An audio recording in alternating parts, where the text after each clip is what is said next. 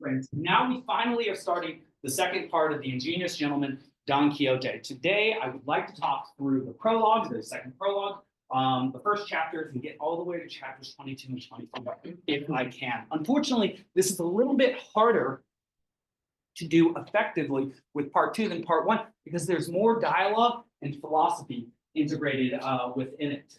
Debates about whether it's more important to be a man of arms, man of letters, multiple ways of life, what it means to be a squire, whether chivalry is something that exists only in fiction or in reality. And we get more and more sophisticated conversations happening between the characters that we come to know and love. Something to keep in mind about this change in the second part from the first part is that it, of course, comes from a far more mature writer than the first part. Cervantes is now 10 years older than he was in 1605 when he first wrote the first part. He's also extremely motivated. Recall that this spurious pseudonymous Avellaneda had written a second part without the desire or the permission of Cervantes to write a second part about his character, whom he claims in a sonnet is dead alongside Sancho at the end of the first part. And so this evil necromancer, as Don Quixote might call him,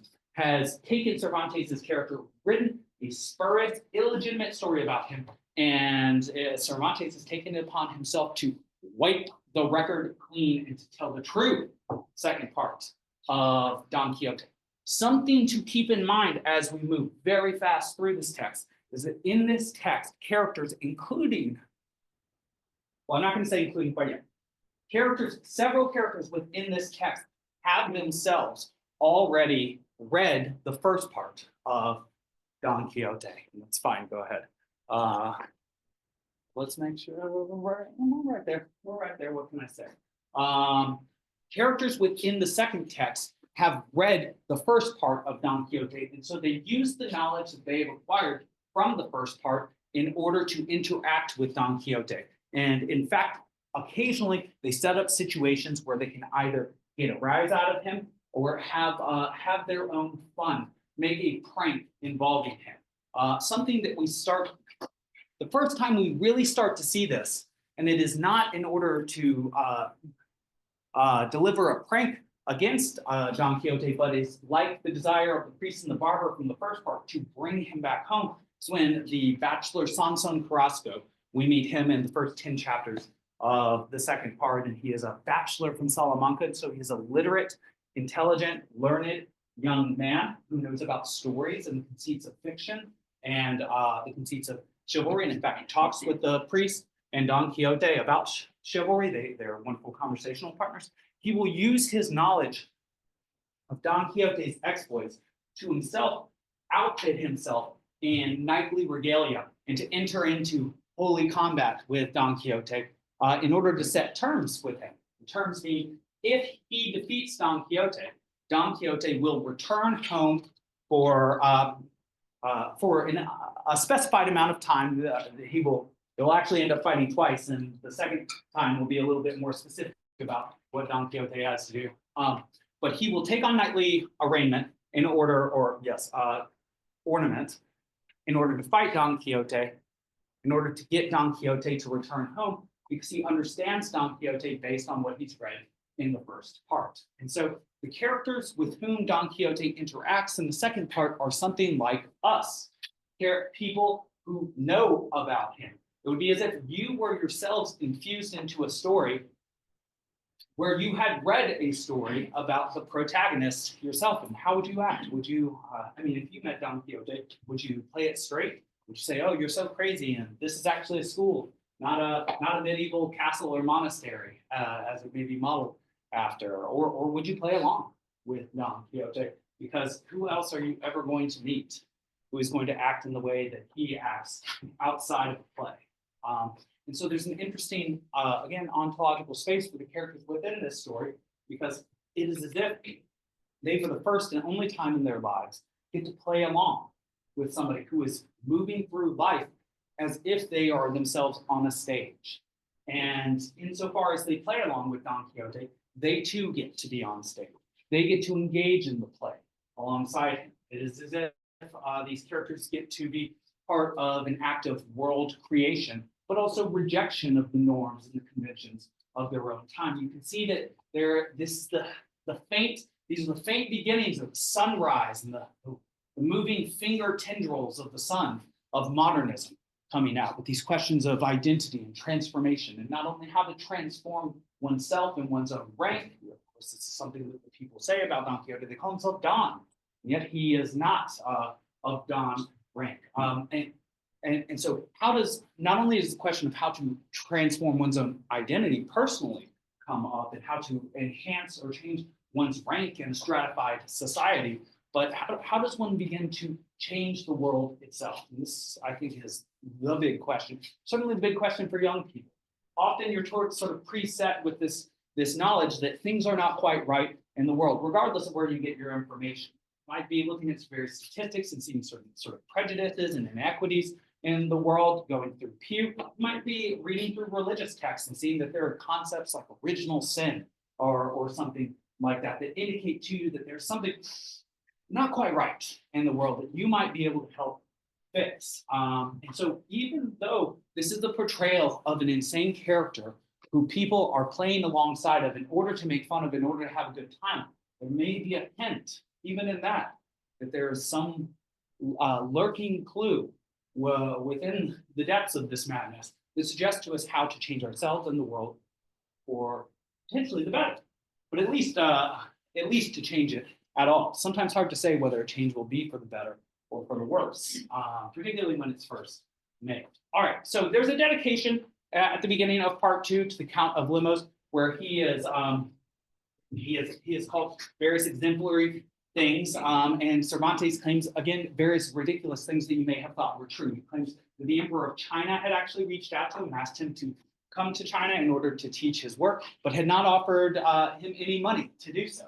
And since he is poor and ailing, there's just no way that he could possibly accept such a grand gesture by such a grand deed. Again, note that such a gesture is itself, like Don Quixote's name, one that suggests nobility while also it vitiates its own force.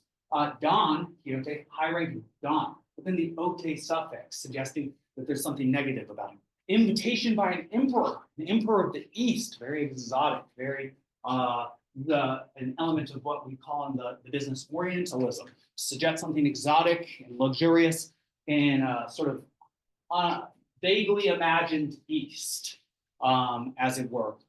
But the Emperor of China, though this is a very noble invitation, isn't any money to Don Quixote. And so what is really being said here? You know, if I say that you can come to my wedding, but I don't even send you an invitation and you're not going to have a plate at the reception, I mean, I've sort of invited you, but I really haven't invited you in the way that I would invite somebody that I wanted to come. Something to keep in mind. In any case, Don Quixote, or excuse me, Cervantes in this case, suggests that as great as the Emperor of China is, he would rather serve the Count of Limos. And this is a Renaissance convention to write a text and to dedicate it to the ruler of one's particular province, something that Machiavelli did with his prince and his Florentine histories to Cesare Borgia, given to Italian, Spanish.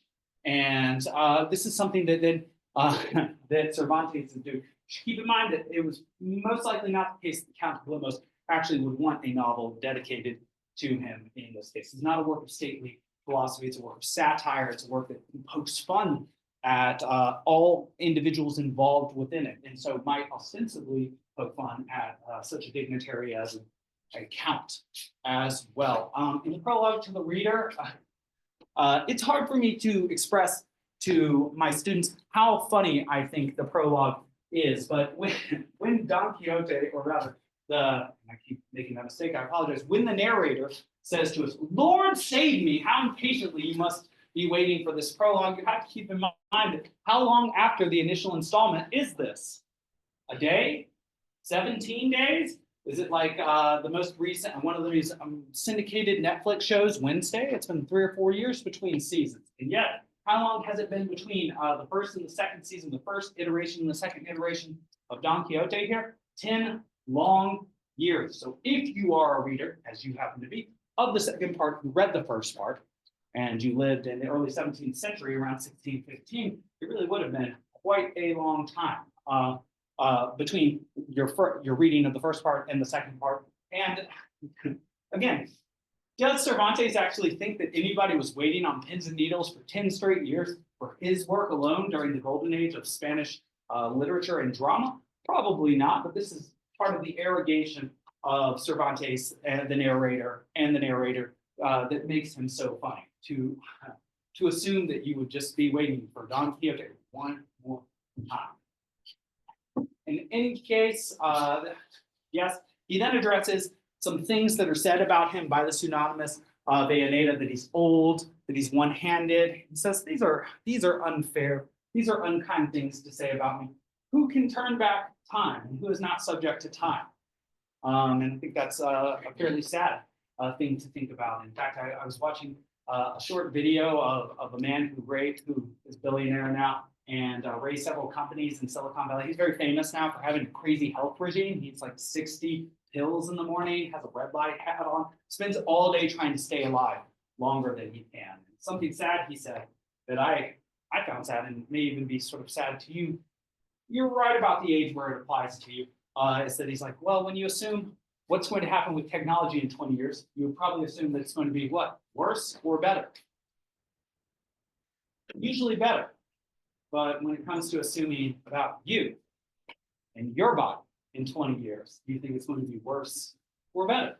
And part of his sort of ethos is he wants to change that perception by people taking lots of pills and red light and not being stressed and this and that. And that's his way of approaching that question. But the idea seems to be that nobody can escape the agonies of aging. And so Cervantes does not consider that much of a criticism.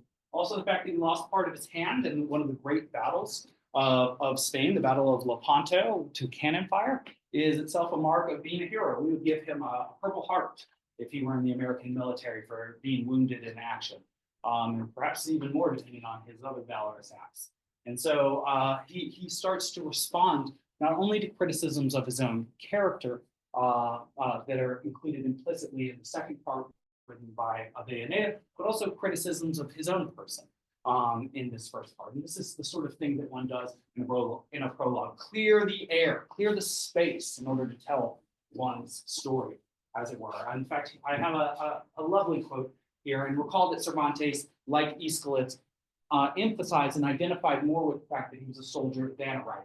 It was the fact that he had been a soldier that made him a better writer, he thought. But the wounds on a soldier's face and bosom are stars that guide others to the heaven of honor and the desire to win glory. I think that's very true. I don't know how many of you would categorize yourselves or characterize yourselves as military folks. I don't think you've known many military folks, but I would say that, and you do know that that's obviously a major genre that often gets the Department of Defense funding in the generation of these movies, but there are lots of war movies. And the reason that we in the United States have lots of war movies, particularly about wars like World War I and World War II, is often to inspire nationalistic, patriotic feeling.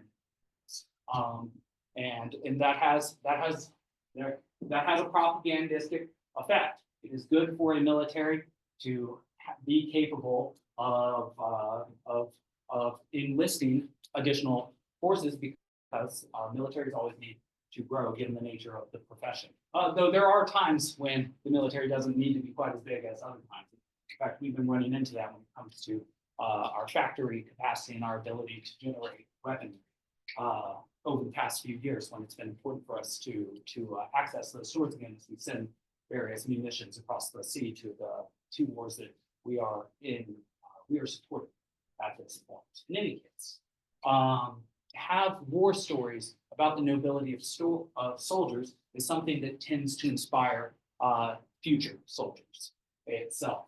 And so this is something that we continue to do. And it should be noted that one writes not with gray hairs, but with the understanding which generally improves with the years. I very much like that.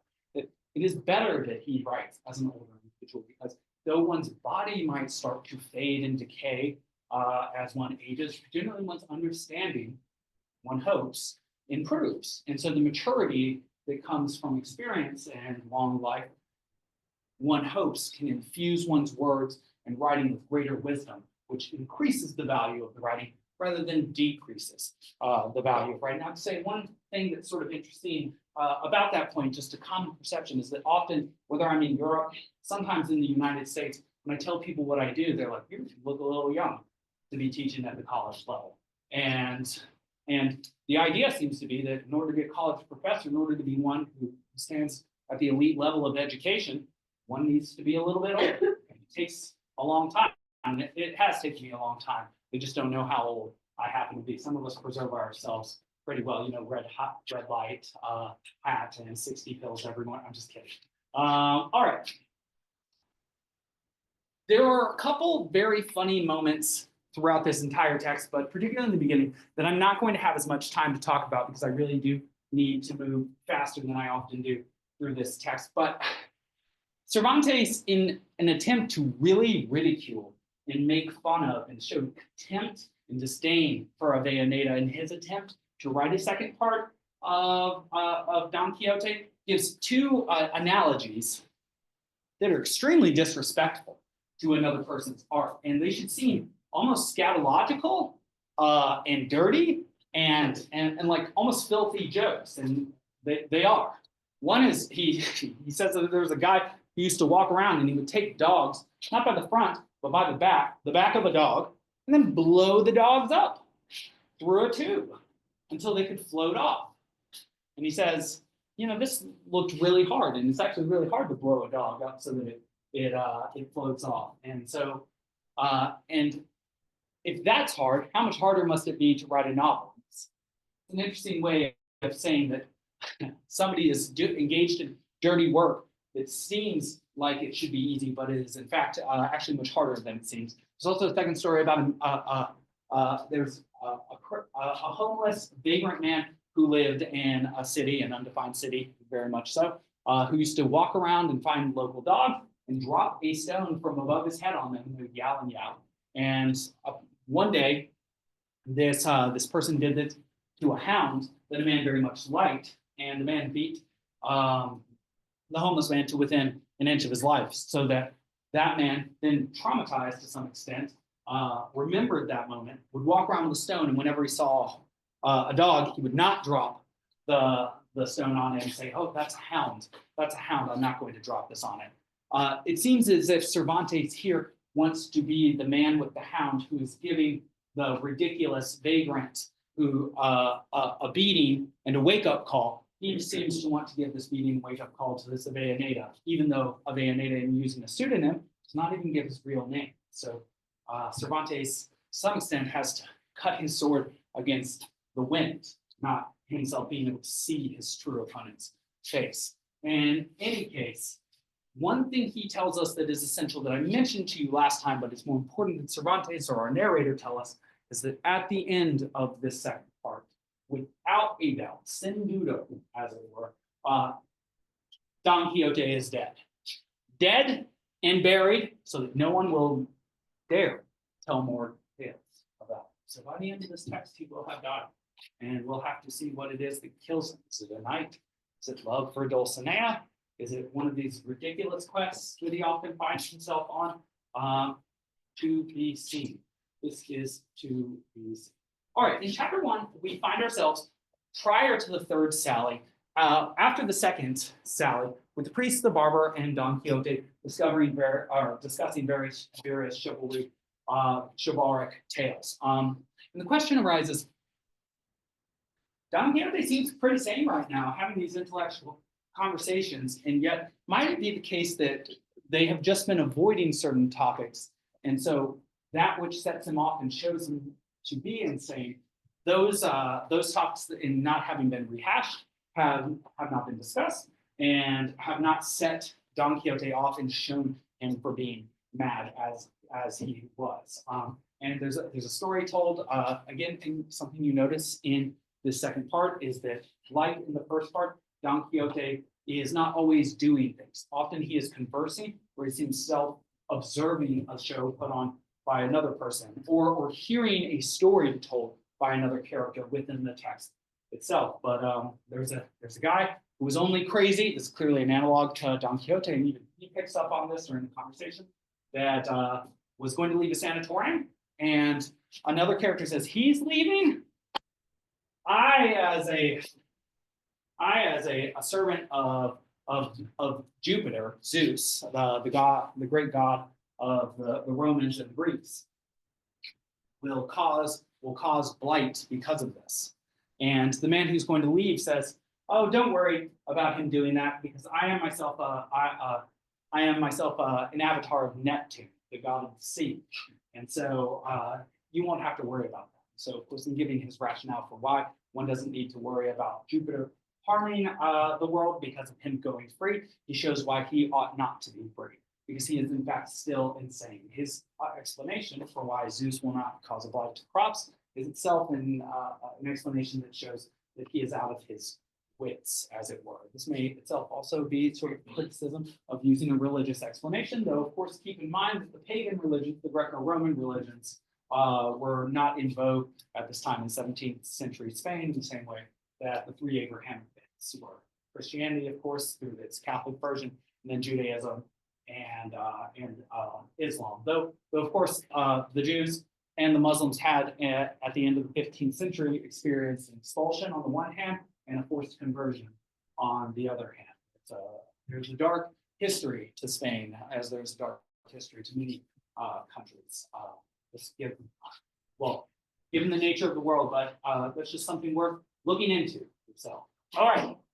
So we're reintroduced to Don Quixote at part 2. We're also reintroduced to Sancho. Sancho now is speaking to his wife, whose name has changed. Her name has changed from Juana Panza to now Teresa Panza.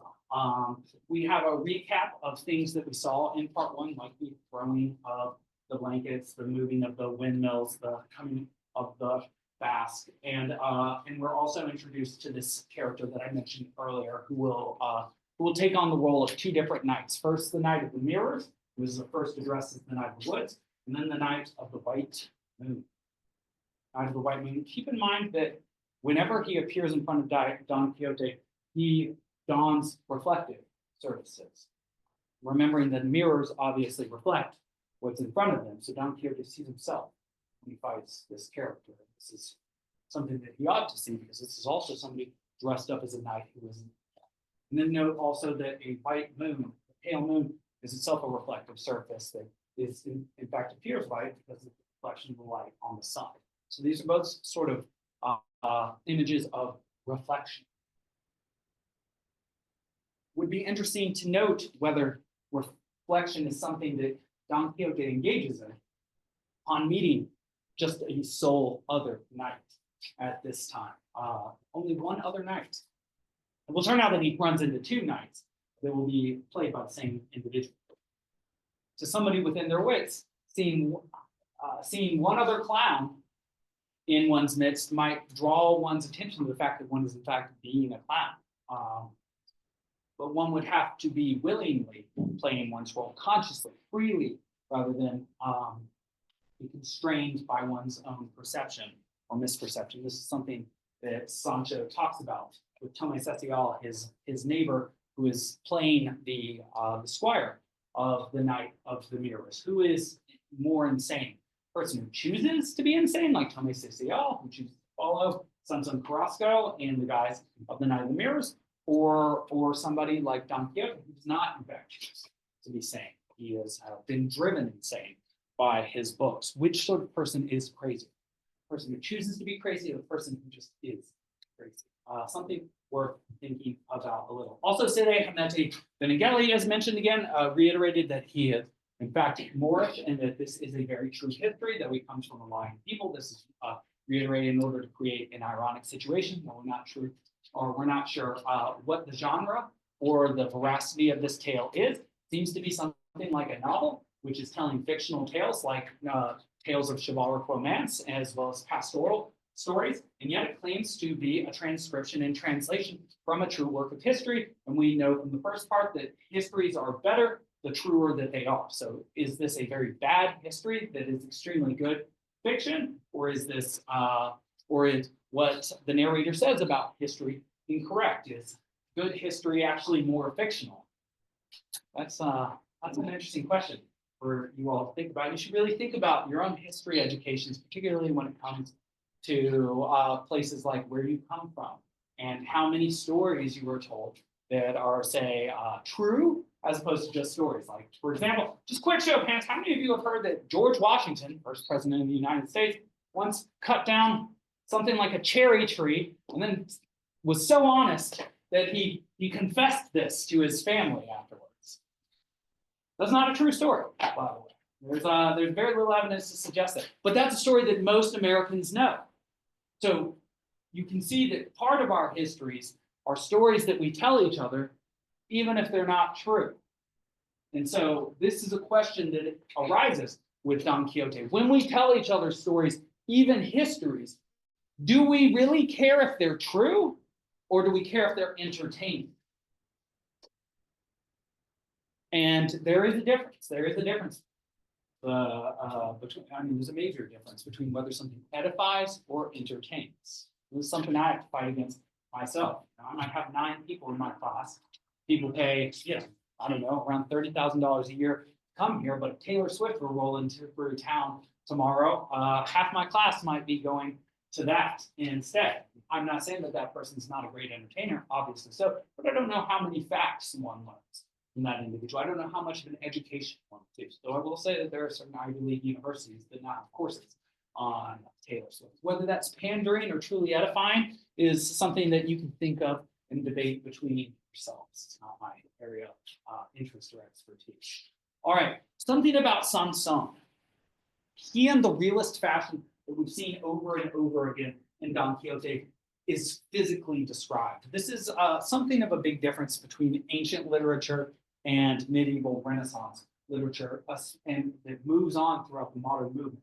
Most novels these days, one gets some sort of description, physically speaking, of the characters, so that one can sort of imagine what they would look like. This is sometimes considered somewhat essential.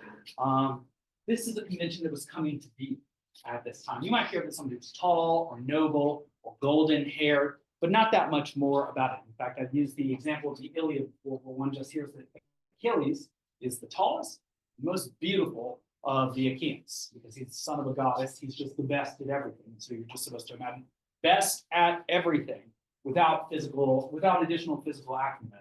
Like, does he have small eyes? Does he have big eyes? Does he have a big forehead, a big chin, long hair, short hair? The Achaeans have long hair.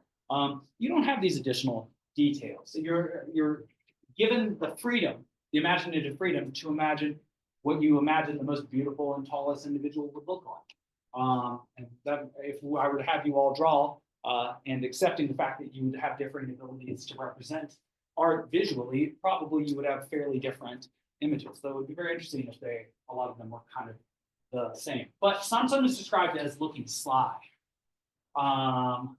bright, and seems to have a mischievous nature, fondness for tricks. It's interesting to have him described in this way, because obviously he is described in this way in order to be characterized in this way, because he is a character within a fictional narrative. He is made to look like how he is in this case. And so this is not a case of successful phrenology, as it were. That's the study of character traits based on the shape of one's skull. That was basically discredited at the end of the 19th century.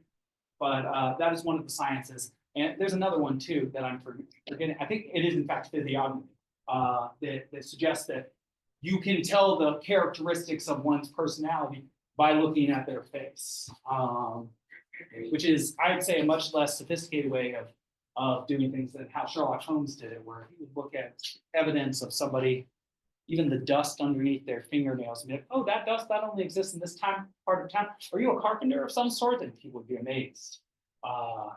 It's sort of the opposite of what I'm describing here. All right. I guess there are just 2 other things that I need to mention here. Again,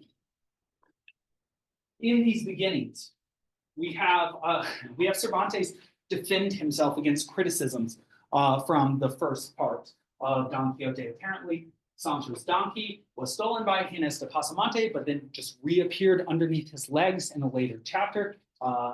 Critics didn't like this. Critics didn't like the fact that there was an interpolated novel that seemed to have nothing to do with the Don Quixote narrative itself, the novel of the man who was recklessly curious, in chapters 33 to 35.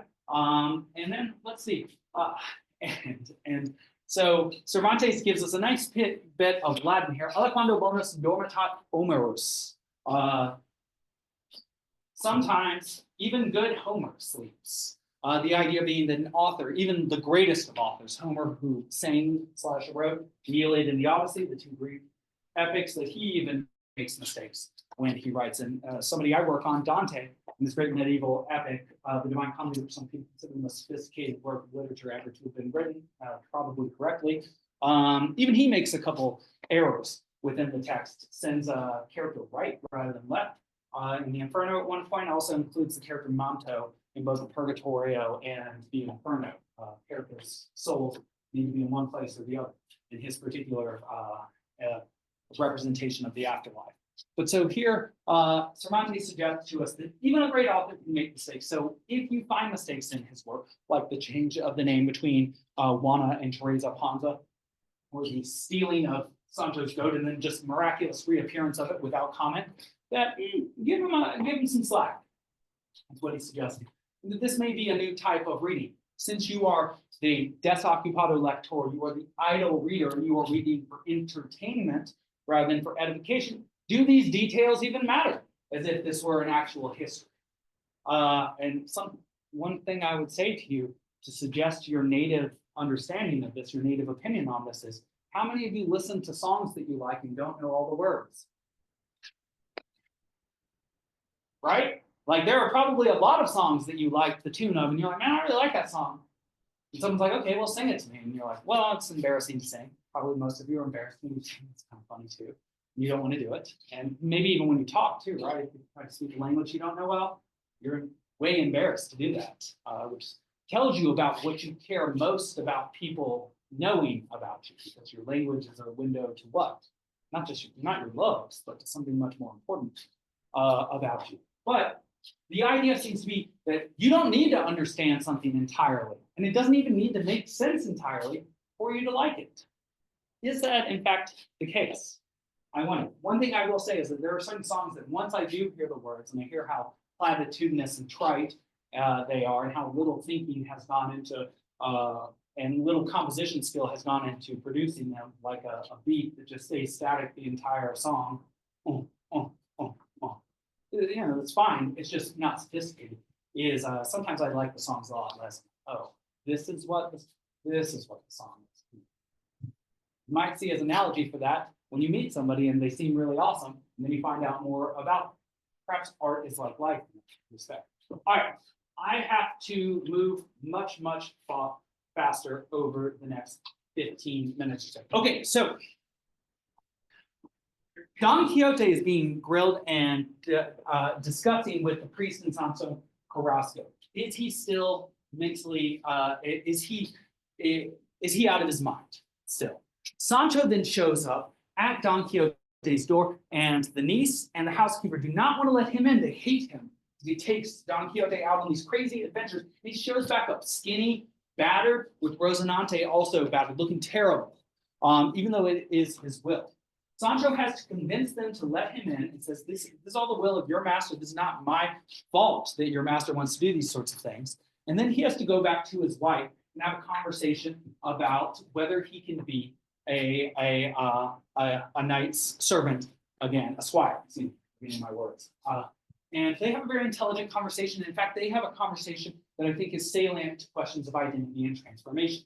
They talk about the nature of their daughter. They have a daughter and they have a son together. And Sancho thinks, well, the whole reason that I'm going to become a squire is so that I can win an insula from my master Don Quixote, become a lord of this insula, and then my daughter and son will be of noble rank. They will themselves be able to marry a lord and a lady, and our family will have really improved.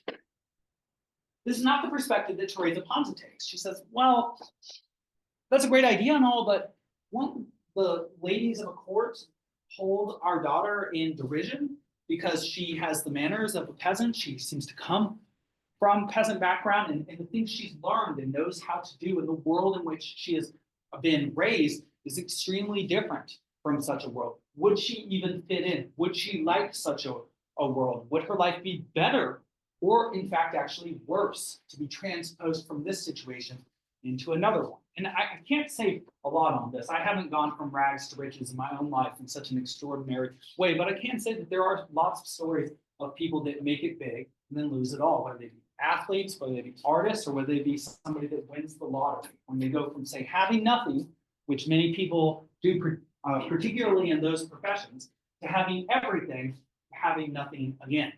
Is that when you find yourself at the end of the curve, now having as little as you had in the beginning, but now less time perhaps, are you in a better, similar, or worse place than you were at the very beginning before you knew what the good life even was? Something well worth thinking about when you think about how far you want to rise in life. Would you even be happy being a king or a queen or being the president? You maybe, but maybe also those sorts of lives are not for you. Perhaps you want to be an accountant. Being an accountant would be great. Or you want to be a teacher, or you want to be a nurse. Cervantes is giving some inclination to the fact here that insofar as people can choose, they might not choose what you think they would choose when it comes to the manner of life that seems best. And so I encourage you to really reflect on that. I'm going to be doing a lot of encouragement to reflect while going very quickly through part 2. Okay. Sancho and Don Quixote, the first 10 chapters I wouldn't say struggle to get off the ground, because they are read with great pleasure by one that's read the first part, but many of the brass tacks need to be settled. The fundamental issues that precede going out on a sally come up, and these are issues that did not generally come up in works of chivalric romance. Often it's time to go on a quest, let's go. But Sancho then decides, based on his wife and his conversation, that he needs to make sure that he has a guarantee. And you can see a transition here from, say, like feudal lordship and the ideals of chivalry to bourgeois society and sort of the conventions of living within a city. What is it that he demands from Don Quixote? Not spoils of war, but he needs a salary. A salary is what? It's a guarantee. Many people these days do not become entrepreneurs because they are afraid of not making money every month. Now, you might, if you live in California, where I'm from, even a salary is only a guarantee of making it 1 month at a time. There's plenty of teachers I knew, and also plenty of people who work serving jobs who were in school that, you know, they were working paycheck to paycheck, as it were. They had to make enough money to make rent every single month. And so a salary might seem like a great guarantee, but I encourage you to really think about how much of a guarantee it is, given the fact that who decides whether you're paid or not. You might have a contract, but insofar as that which pays you needs to make money in order to do so, keep these things in mind. Things that are called guarantees in this world are perhaps not quite as much guarantee as you might think. But in any case, Sancho now decides in this very unsquirrely way that he have a salary. Don Quixote, though he has never read a book of chivalry where the squire demanded or even received, or especially received, a salary, eventually agrees to that term, even though he thinks, I'm so famous a knight now, and now that I know that I have a work of history written about me, that I think many people will try and be my squire. Well, it turns out that Sansón Carrasco volunteers to be his squire because of this. And this causes Sancho to accept much lower terms and says, no, I'll go with you, Don Quixote. But they do settle on not having a salary, though the question is broached by Sancho. That said, he will receive an insula, though it's landlocked, so not truly an insula, later on in the story. Between chapters 30 and 45 or so, we will see Don Quixote and Sancho separated from each other. Sancho will go to rule an insula with his great peasant wisdom, and Don Quixote will, sort of Sir Gawain in the Green Knight way, be entertained and pranked and have pranks played upon him by these characters called the Duke and the Duchess while he stays at their noble home, where they will have a full serving staff, including very intelligent individuals whose sole objective while Don Quixote lives in that house is to turn it into a house of illusions, to turn it into a playhouse, to turn the home of the Duke into a living work of art, as it were, where Don Quixote can constantly be pranked on and entertained for our entertainment. All right, good.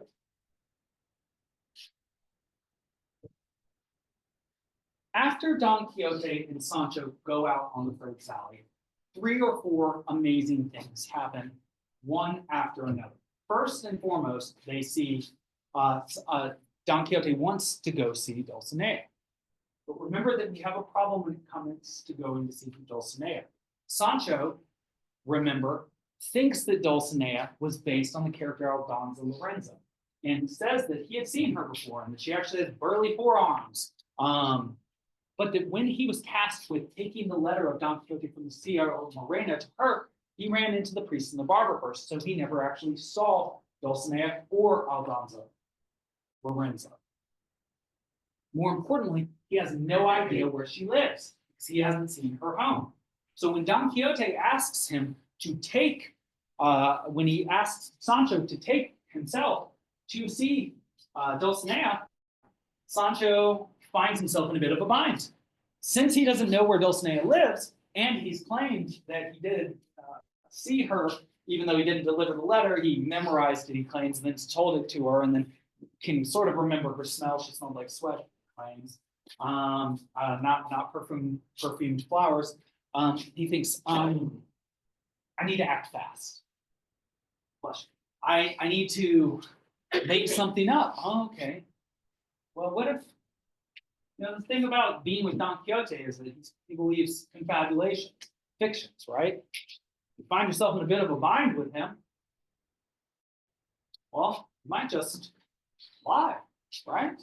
Because, okay, yeah, think about it. He believes that all these things that happen to him are enchanters. Why not just tell him a lie and say that an enchanter had pulled the wool over his eyes? That'd be a very effective way of getting out of a scolding. And in fact, that's something like what Sancho does. He sees 3 women riding up on donkey/work horses, not noble palfreys, as it were, not beautiful dappled mares. And they are 3 peasant women. And Sancho says, "What?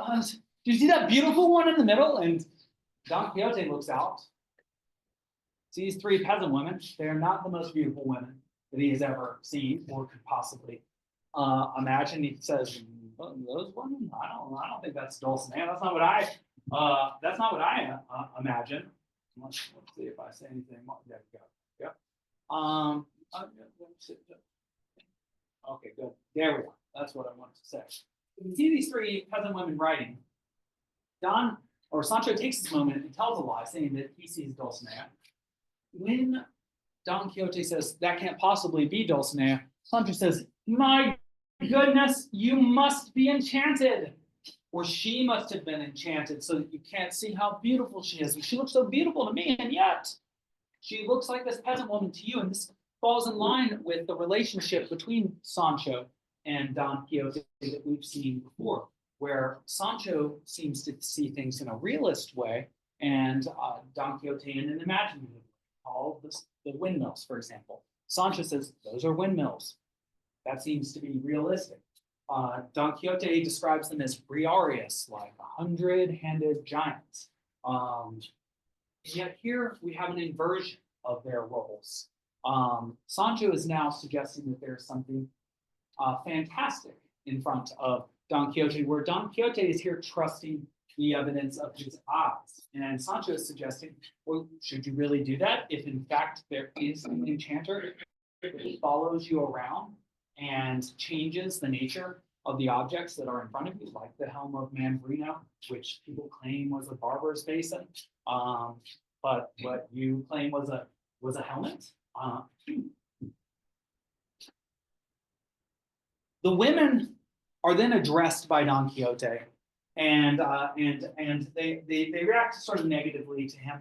They think that he's trying to make fun of them by addressing them as highborn ladies, and in fact, the one gets off her horse and then she jumps back on from the back, which is supposed to be something indicating that she's an extremely peasant woman. She's not being helped up with 1 foot at a time onto her horse. She is herself in sort of a masculine way, just hopping up onto it, suggesting that she's got sort of a tomboy air to her. Very much not the pale, judicious Dulcinea of Don Quixote's imagination, but this moment where Sancho fibs to him in this way and suggests that Dulcinea has been enchanted will stick with Don Quixote till almost the bitter end. In fact, we're not going to have time to go into these things today, but I'm going to mention them very quickly next time.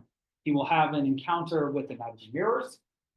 He will then have an encounter with a lion, which will have him redubbed from the Knight of the Sorrowful Countenance to the Knight of the Lions. He will defeat the lion. In the same way that he defeats the Knight of Mirrors, he actually wins a couple battles here.